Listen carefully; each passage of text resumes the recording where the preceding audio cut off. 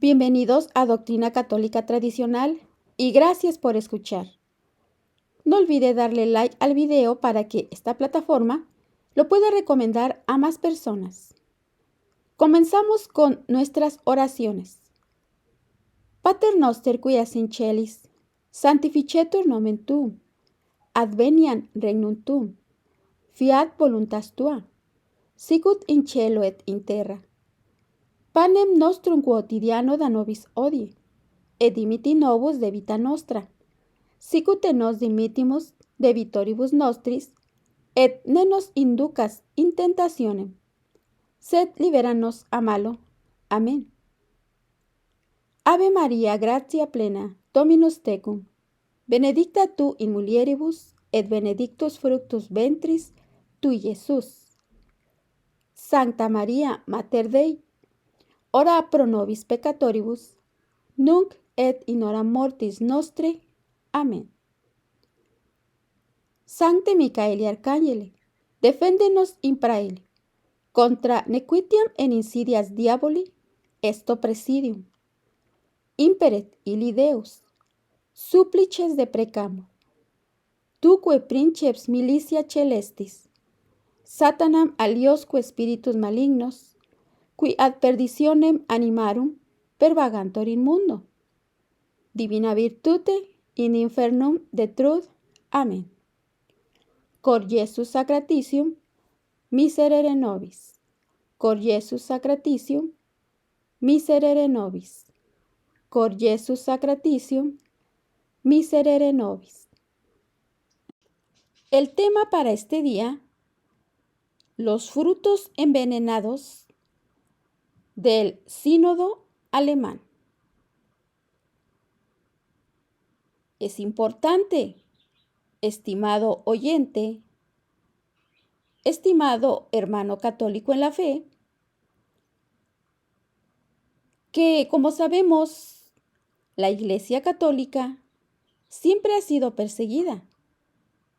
Pero en el Concilio Vaticano II, año 1962 a 1965, la Iglesia sufrió un terrible ataque. Fue infiltrada por hombres malignos y hasta la fecha, la Santa Iglesia Católica es como si se estuviera golpeando a sí misma. Es por eso que hay tantos católicos perplejos que no podemos tener respuesta a tantas y tantas crisis en la moral, en la fe y en lo doctrinal que la Iglesia está sufriendo. Veamos. La primera reunión del Camino Sinodal Alemán se celebró en Frankfurt el primer domingo de Adviento. En ella se trataron principalmente cuestiones organizativas y procesales. Paralelamente a esta primera reunión, la Comisión para el Matrimonio y la Familia de la Conferencia Episcopal de Alemania se reunió el 4 de diciembre en Berlín. El presidente de esta comisión, Monseñor Heiner Koch, arzobispo de Berlín, explicó que el camino sinodal debe emprenderse sin prejuicios y sin posiciones ya establecidas, y en todos los casos se debe tener un conocimiento del estado de las ciencias. Por esta razón, la reunión que se celebró en Berlín se organizó en colaboración con el Instituto de Ética y Política Cristiana de esta misma ciudad, con la participación de teólogos, sexólogos y especialistas en derecho canónico. Se llegó a un consenso sobre el hecho de que la orientación espaciosexual humana se manifiesta en la pubertad e implica una orientación heterosexual u homo-espacio sexual. Ambas, según el sínodo, pertenecen a las formas normales de predisposición y que no pueden o no deben ser modificadas por una socialización específica. Estas afirmaciones son una aprobación explícita de la teoría de género, dado que la tendencia es normal y por lo tanto natural. Sería crimi-espacional oponerse a ella a través de la educación. Finalmente, dos obispos recordaron la importancia de una confrontación entre las ciencias humanas y la teología.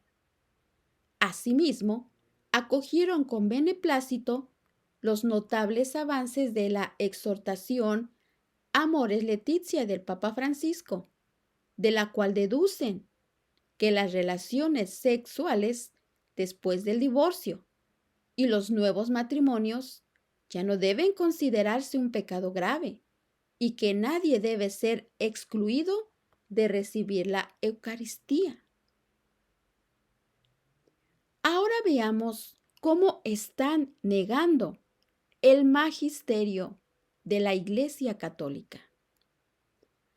Los prejuicios o posiciones ya establecidas que el arzobispo de Berlín cree tener derecho a descartar no son otra cosa que la enseñanza de la Iglesia.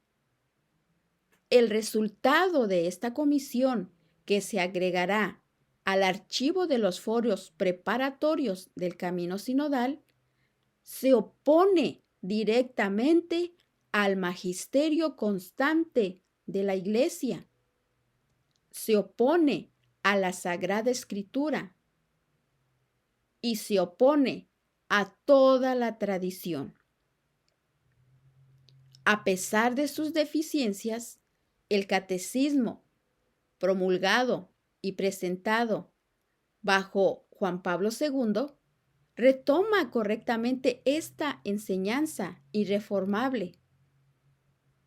Veamos el número 2357 y cito: apoyándose en la Sagrada Escritura, que los presenta como depravaciones graves, la tradición siempre ha declarado que los actos homo-espacios sexuales son intrínsecamente desordenados. Esto lo enseña la Congregación para la Doctrina de la Fe, Declaración Persona Humana, el 29 de diciembre de 1975, en el numeral 8. Son contrarios a la ley natural y no pueden recibir aprobación en ningún caso.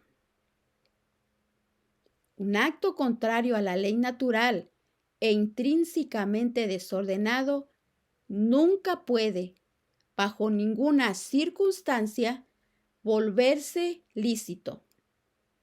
No puede ser considerado como una predisposición normal, que no puede o no debe ser modificada por una socialización específica. Estimado oyente, la teología distingue este pecado como mortal, es decir, según toda la extensión de su especie. En otras palabras, un acto de este tipo siempre es mortal, a menos que carezca de una de las condiciones esenciales para el pecado mortal, es decir, pleno conocimiento o pleno consentimiento. Por ejemplo, si el acto se cometió en un estado de semi-conciencia, pero los obispos alemanes lo exoneraron completamente de la connotación moral y la malicia, y lo volvieron bueno por sí mismo, porque, según el sínodo, lo que es natural es bueno. Ahora veamos cuando los pastores se convierten en ovejas. las afirmaciones de esta comisión del camino sinodal son propiamente heréticas, porque se oponen al magisterio constante de la Iglesia, se oponen a la Sagrada Escritura en una enseñanza que es ciertamente infalible. Conducen a la conclusión lógica de que la Iglesia debe aceptar que el sacramento del matrimonio se puede conferir a los sodomitas. Asimismo, destrozan toda la teología moral, porque como dice el apóstol Santiago, si uno guarda toda la ley, pero tropieza en uno solo, se ha hecho reo de todos. Así que calificar como permisible lo que está prohibido por la ley de Dios es rechazar toda la ley moral. Son una negación de la razón y de la filosofía más elemental, porque en nombre de las ciencias humanas subvertidas por las perversas ideologías que son el origen de todo espacio Nero, son prueba de una increíble debilidad de la inteligencia por parte de los pastores, a menos que sea una cuestión de complicidad, que se creen obligados a seguir cualquier moda intelectual como los borregos de Panurgo. Son una abominación ante Dios y ante la Iglesia, pisoteados por esos mismos pastores responsables de apacentar el rebaño que les ha sido confiado y cuya obligación es guardarlos hacia buenos pastos y no presentarles platos y pastos envenenados. En lugar de esta prevaricación y traición, deberían haber recordado cuál debe ser la actitud hacia aquellos que son esclavos de su carne y de las pasiones de ignominia de las que habla San Pablo en Romanos 1:26 y que ahora quiere la Iglesia a través de el sínodo presentar como buenos. En cuanto a aquellos que pueden presentar tendencias espacio-sexuales, deben enfrentar esta prueba, esforzándose por seguir la voluntad de Dios, que no quiere la muerte del pecador, sino que viva. Ezequiel capítulo 33. Es por eso que la verdadera caridad consiste en ayudarlos a vivir cristianamente, uniéndose al sacrificio de la cruz de Cristo, recurriendo frecuentemente a la oración y a los sacramentos de la Iglesia, portadores de gracia, practicando la castidad y rodeándose de verdaderos amigos, capaces de alentarlos en el camino de la perfección cristiana. Por el contrario, el camino sinodal ya se ha convertido en una carrera hacia el abismo. Al hacerlo, ha faltado a la verdadera caridad, negando a los pecadores los medios para salir de su pecado y salvar su alma. Finalmente, escuchemos la sabiduría de Dios frente a la necedad del profeta Jeremías capítulo 6, Versículo 16. Esto dice el Señor: Paraos en los caminos y ved, y preguntad sobre las sendas antiguas, cuál sea el camino bueno, y andad por él, y hallaréis refrigerio para vuestras almas. Y ellos dijeron: No andaremos. Escuchemos un extracto del credo de San Atanasio de Alejandría, padre y doctor de la Iglesia. Veamos. Cualquiera que quiera salvarse necesita, antes de todo, abrazar la fe católica,